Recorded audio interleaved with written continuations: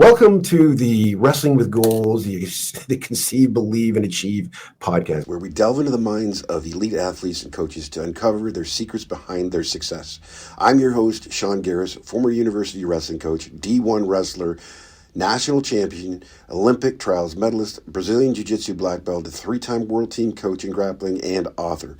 Join me as we explore the realms of training, mindset, goal setting, overcoming adversity, and various coaching methodologies in the world of sports. We interrupt this program to bring you an important announcement. Looking for top-tier healthcare in the GTA? Look no further than the Core Optimum Health Center.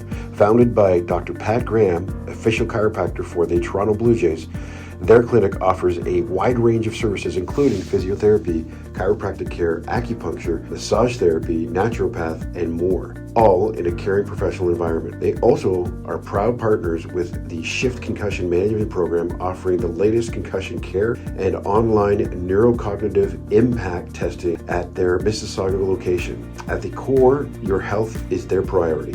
Visit the Core Optimum Health Center today and experience industry-leading care. This is part 2 of a 2-part series. Hope you enjoy.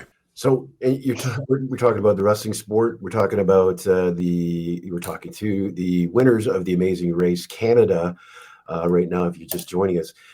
But I wanted to talk to a little bit about some of the time that you were on the show. Were there opportunities really to showcase your mental fortitude, I guess, or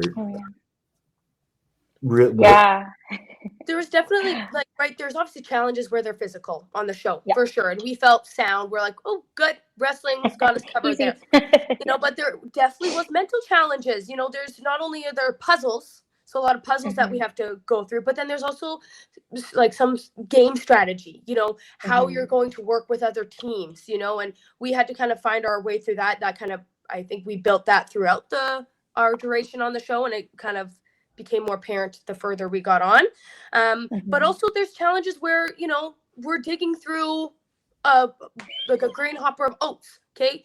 And I'd say it was physical, but also the harder part of that challenge was the mental side. It's the fact that we've been here for over 2 hours and we can find this little item we're supposed to find. And we have to try to find it on ourselves to, not give up, keep pushing, believe that we're going to find it eventually. But it's just that mental side of like, oh my goodness, we have been here digging in the same, hopper for over hours. Hours. And that becomes mentally draining. Well, exactly. And I think that was it was such a frustrating moment for us too. Like, we're both watching other teams just get out of there. They're like, boom, boom, boom.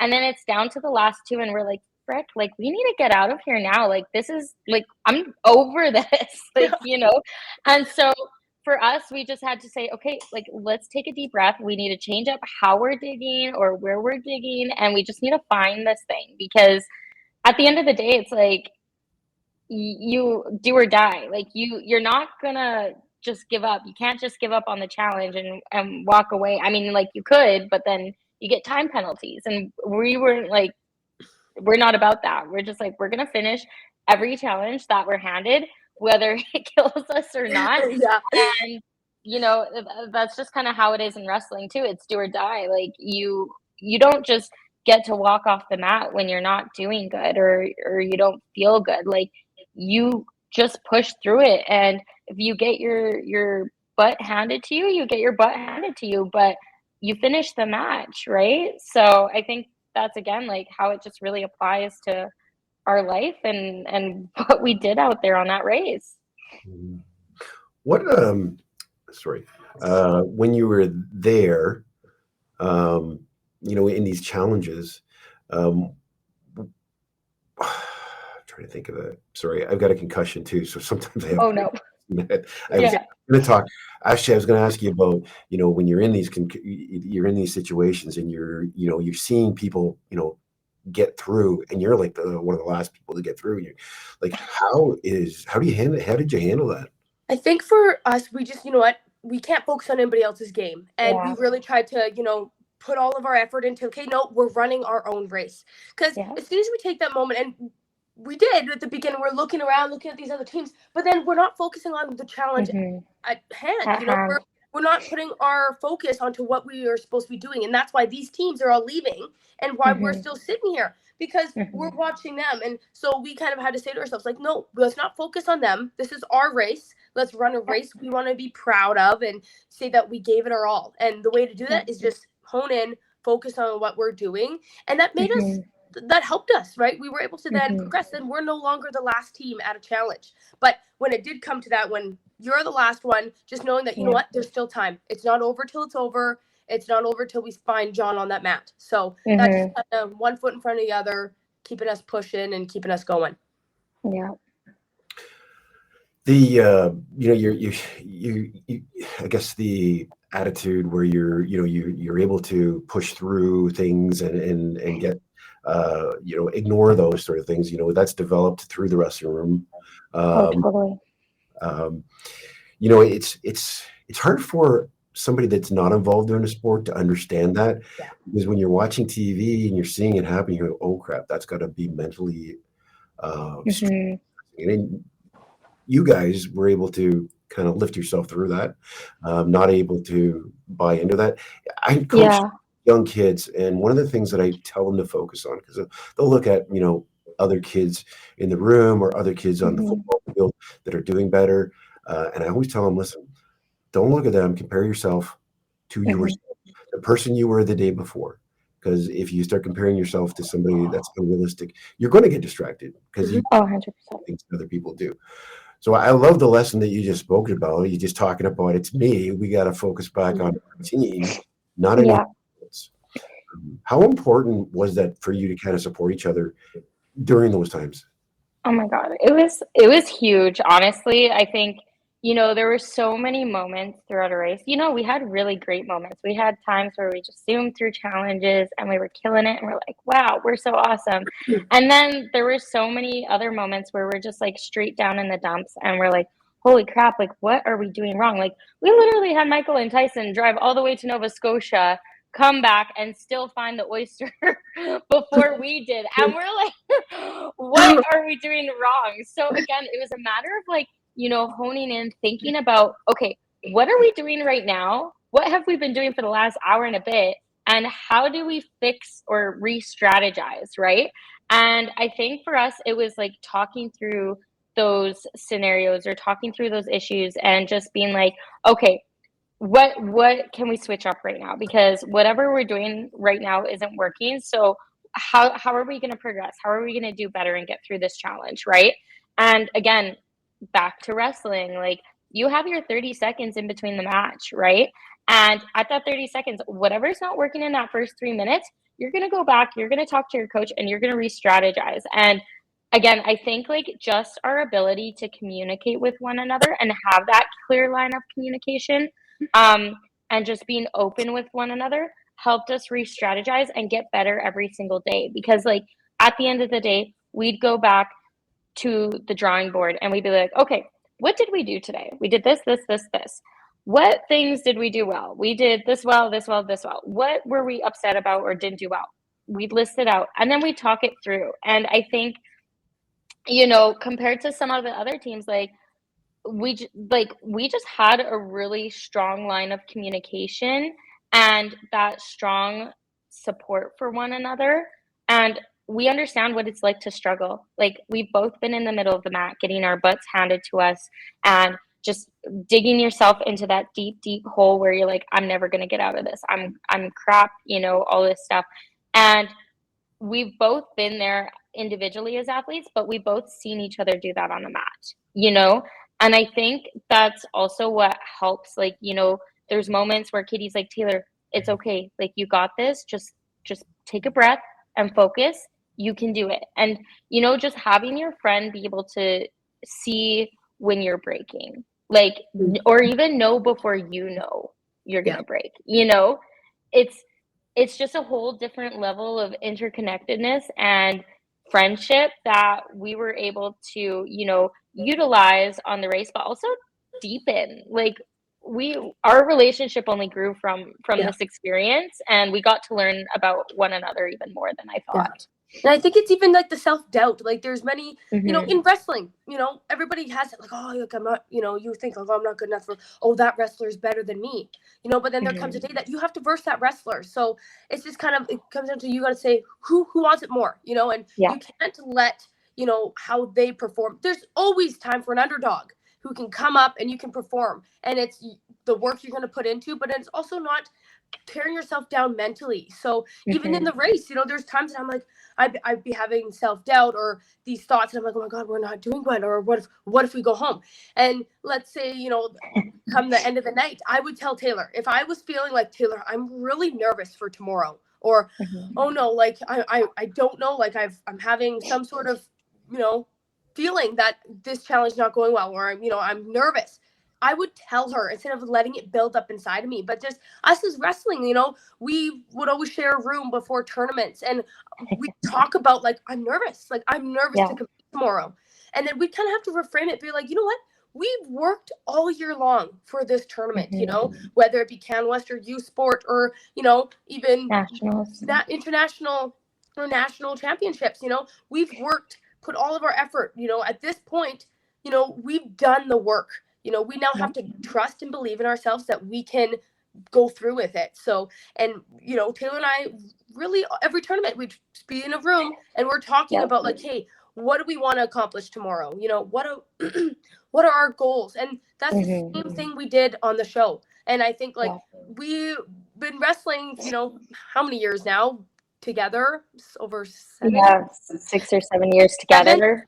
Where we're sharing rooms and we've gone through that emotional roller coaster, and the race was a test of it all in the span of a month. So, it really, you don't get that in other sports to that same extent where, we're sharing that, and this mental and physical strength that you have to go out and compete in an individual sport. But, we use that to our benefit on the show. You're talking about strategies. I'm wondering, you're looking at, sometimes in wrestling, we'll look at our opponents and we'll search for weaknesses, and analyze the weaknesses and exploit them. Was there times in the show where you're seeing your competitors, you identify your competitor's weakness and you were able to exploit them so that you could make a gain? Were there times like that for you guys? You don't have to name who, but if I'd say it'd be more knowing, like, we knew what team, like, the weaknesses some other teams had. I'll say them off the bat. Michael and Tyson, and they knew it. They weren't good at puzzles, So we knew that come a puzzle challenge, we knew that we could maybe get we have an upper ahead challenge.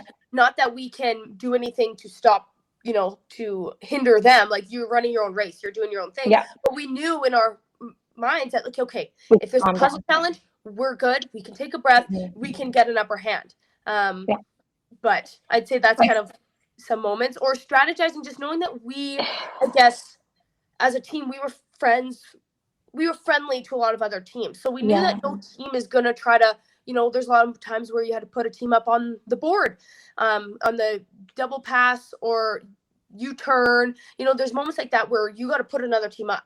And we kind of just had to trust in the fact that, who we are, we were being our genuine selves on the show. And I don't feel like we were disliked by other teams to the sense that they were willing to put us up on the board.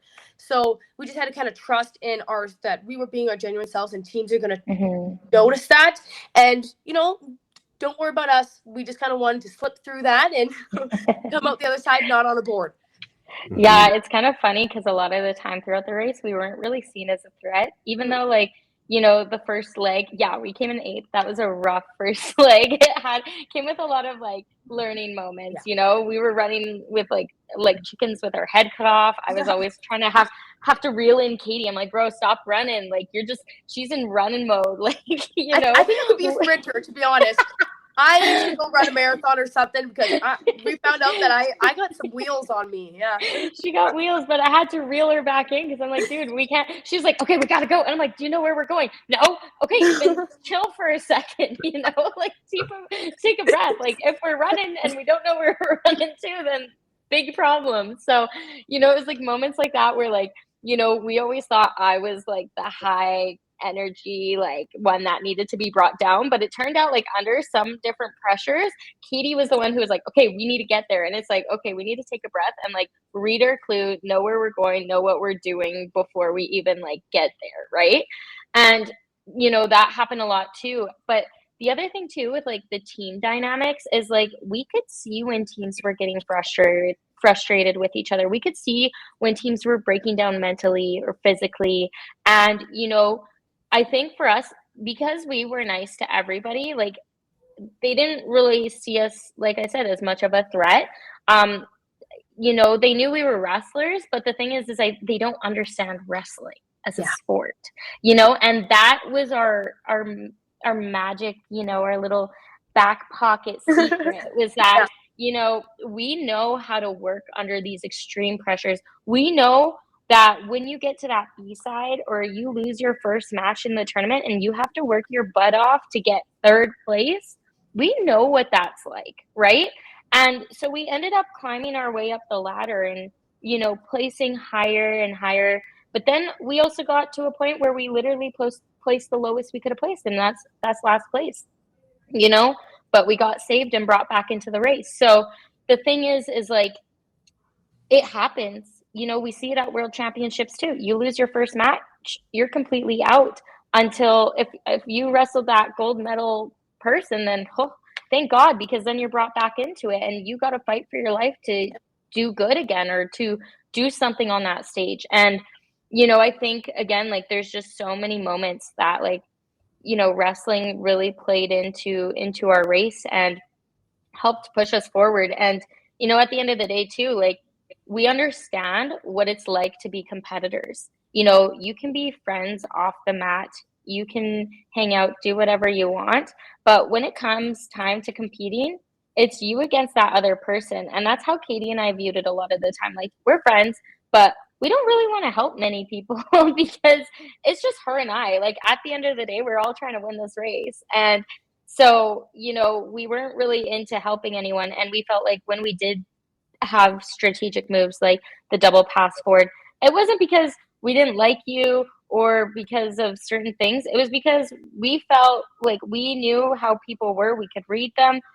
We're going to put you up because you're either strong or you're crossing other people. And, we're not about that. Like, we're going to give you our word and that's how it's going to be. So I think that's just like so much of wrestling and our ethics and values really played into this race for us. And I really think it was the long game. We didn't start off the strongest, but I think like with wrestling, it taught us not to give up, to persevere, and we were there for the long game in the race. We used every moment, each leg to help us with the next, to move forward, one foot in front of the other, and that came to a point where I'm like nearing the end, I was like, Kayla and I were both physically and mentally, I'm like, oh, we're good. Another leg, let's keep going. Where we could see these other teams are getting tired physically, mentally. They're breaking each leg. And I'm like, oh my goodness, Taylor, like, I'm like, are you okay? I'm okay. Are you okay? She's like, yeah, I'm good. I'm like, sick. These people are hurting. You can see that they're physically hurting. So we knew that with wrestling, with what you have to push through on and off the mat and what goes on behind the scenes in the practice room, that helped us for that moment nearing the end of the race. Yeah. So what you're telling us is always bet on the wrestler. Always bet on the wrestler. Always. Well, I mean, there's a reason why they're so dominant in MMA, right? It's because they have that mental fortitude. One of the things you talked about was how you guys were not taken off the show, but you lost, right? And then you're in limbo. Tell me about that experience there, and then the experience of coming back. Oh, yeah, totally. Yeah, so for us, we're could have been eliminated, right? And I think for us to get back, we kind of just looked at each leg as it was another day, it was another opportunity. Bonus.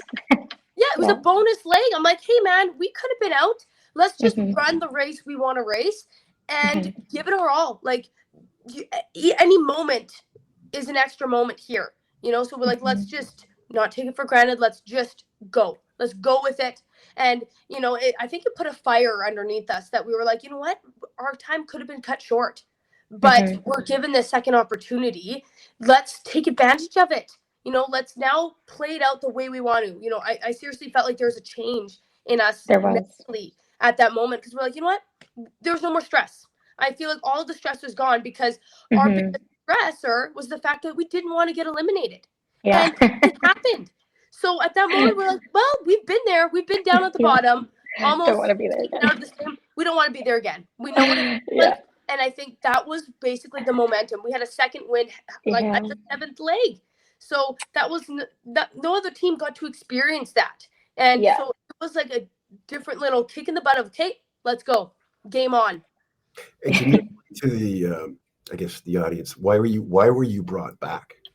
So in the Amazing Race Canada, there's different legs, right? Usually at the end of every single leg, somebody's eliminated. But sometimes there's continuation legs or non-elimination legs. So fortunately enough for us, it was a non-elim leg, and we just got to continue on with our race. So the race never really stopped. It just continued. And so, but we still met John at the mat. And so, knowing that you're the last person to meet John at the mat, you're eliminated, right? But we, even driving to the mat, we're like, you know what? This race isn't over till it's over, until John says you've been eliminated from this race.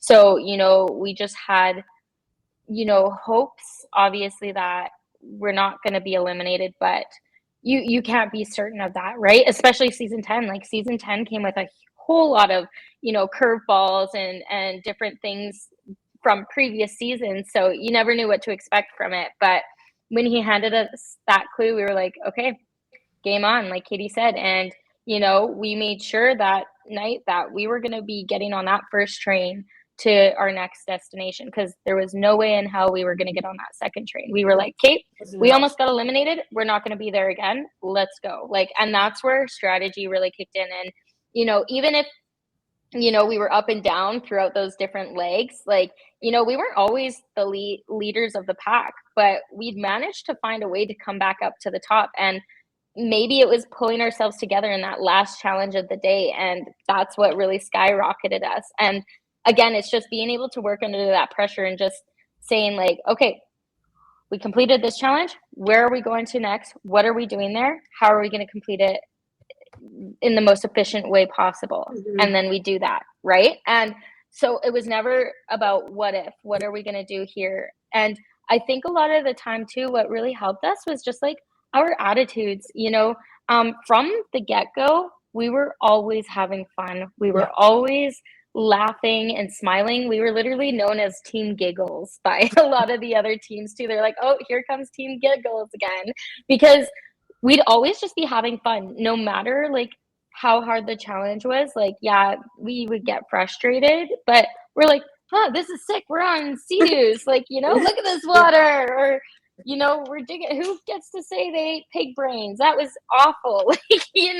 But could have lived without that one. Me too. But we had some good laughs during that one. So the thing is we were just constantly making sure that we were having a good time. There were challenges where we'd be like, yeah, this one's definitely going to be harder, but when are we ever going to be able to glass blow again? When do you get that opportunity in your life? So a lot of the time was about seizing the moment as well, and being present and just enjoying the journey. And I think, again, that's what really helped us stay calm in the finale. Being in our hometown, being in our Butterdome, it was insane. We're like, oh my God, we're at home. This should be a home team advantage, you'd think. But I don't think that was necessarily the case for us. I think, just staying calm and enjoying every moment. We didn't want to go out of that race being like, man, I wish I was happier in that moment. Or I wish we had done this instead of that. So I think we lived every moment in that race to the fullest. Once in a lifetime opportunity. That's kind of how we that's what we kept saying to ourselves. This is a once in a lifetime opportunity for us to be on this race, to be on this show. It's something we could have lived without, right? Like Taylor was saying before, I could have lived the rest of my life happily not being on reality TV, 100%. But the fact that we had this opportunity, we were not going to let it go to waste. Yeah. And now it's all we want to do. Now we want to go more. So. I'm like, take me back. Yeah. We would do it again though, 100 times over. And your application for Survivor is in already? I told Katie she's definitely Survivor. Well, let's talk about the winner's circle. That day that, did you guys know you would win when you were approaching the, or you just kind of like? We didn't know. So like the challenge there is right when we left that last challenge, so that puzzle challenge, we couldn't see the other teams and where they were building their final puzzle. So when we left, we had actually only seen 3 taxis. So there was a moment there where we're like, oh no, like I think there's a team ahead of us because there's only 3 taxis, 4 teams. So we hop in our taxi and we're like, you know what though, it's not over till we get to John. Let's just get to that final mat. That's all we were thinking. Like, let's just get to that final mat. You know, we had some self-doubt. We're like, we don't know where we are, but we think that there's might be one team ahead of us. What else? How else could you explain the taxi? But anyway, and we just pushed it. We're like, you know what? No matter what, let's just finish this off strong. Let's race to the end with everything we got. Let's do this. This is it. There's only 4 teams that get to perform all of these challenges that make it to that final mat. Only 4 teams get to touch that final mat. So for us to be one of them, we're like, it doesn't matter. That's an accomplishment in itself. So let's just finish this race how we want to. And that's what we did. We're racing down those stairs. We raced that mat. It's not like we're going to mosey onto that mat. No. We pushed till the very last. Yeah, we really did. We were in a full-on sprint the second we came down those stairs. We're sprinting. We're coming, John. Yeah, you hear us puffing and puffing. Yeah, but like the thing is you know, we didn't even take our backpacks off. Like, you know, you can throw your backpack off before you hit the mat. We were like focused. We were like, step on the mat now. And we were looking around and we're like, wait, where are the other teams? And then the other teams are like cheering us on and they're like, yeah, won. And we're like, we're one. Like, we had no idea. And it took about what felt like 5 minutes for it to clue into us. We're standing there just like asking everybody. We're like, we just won that. Like, just complete and utter shock. I think it's the fact that we were so, each day we're like, you know what, let's just one challenge at a time. And the fact that we actually made it to that final mat and then to find out that, wait, we're the winners. It was like, are you kidding me? It felt like we've been doing this race forever. It felt like a lifetime, all jammed into a month. And it's just, wait, this is it. Like, it's over and we're number 1. Like, it was just shell shock. You know, I have my finger up and like, looking at like, we're number 1? Or like, where's everybody else? Like, are we sure? Like, it's us? Just because, you know, we were so tuned into our race that we didn't even realize that here we are on the mat, wondering why there's confetti coming out on us. Like, you know, it's like, this is cool. They do this for everyone? Wow. Wow. Well, congratulations. And how has life changed for you guys now that you've won the Amazing Race Canada? You know, I think it's still, you know, we keep on asking, like, when is it ever really going to sink in? Because I think, you know, we've had lots of interviews, a lot of people asking us, people recognizing us now. And it's just funny. It's just like people come up and I'm like, you know, I'm still shocked. You know, I can't stop smiling about it all. And it's pretty amazing to have done it with my best friend. You know, it's something we will forever remember for the rest of our lives. And I think it's pretty cool. Kind of like how wrestling has its own community and, you know, you support everybody. That's kind of how the Amazing Race is. You know, the Amazing Race Canada, there's this tart group of people that, you know, they're all there, they support each other. And you got this new family, this new community of contestants that, you know, you've all been through that race and you've all experienced it. And, you know, and it's even been really cool to reach out to some of those people and, you know, they're excited for you and you're excited for them. And it's kind of this new kind of community that we have, you know, that's kind of like wrestling. And it's been really cool since even it's all wrapped up with that. It's just, it keeps going on, you know, it's amazing.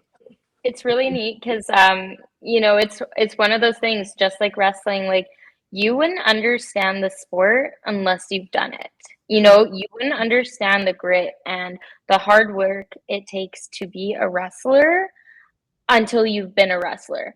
And it's so similar to the race, you know, you wouldn't understand what it's like to run in that race until you've been a competitor in it. Like, it is just something that you can't prepare for. Like, no matter all the training you do, no matter all the research you do before you go, there's no preparing for each day because every day there's such unique challenges thrown at you, and you think you're going to do one thing and it goes completely the other way, and you're like, what the heck, like I thought we were prepared. So it's just, being like, again, wrestling has taught us to be comfortable with being uncomfortable. And I think, again, like just being able to persevere and work through those situations, it really helped us with winning this race. We were a national championship team for only the second time in U of A Panda's history, just a year and a half ago, almost 2 years, I think now. And we did it on our home turf. I won my first ever national championship in my last year on my home turf. Katie won her national championship. Was it your first ever as well, Katie? First, I guess gold, yeah. Yeah. First national championship gold at U Sports on her home turf. And we did it again on The Amazing Race Canada as the second all-female team to win the show. So, it was a really cool moment, having already done this 2 years ago and being, that second all-female team on our home turf. Like, it's beyond what words can describe. It feels like it was meant to be, in whatever way. Although, nothing is planned in that race. Everybody has an equal chance to winning the race.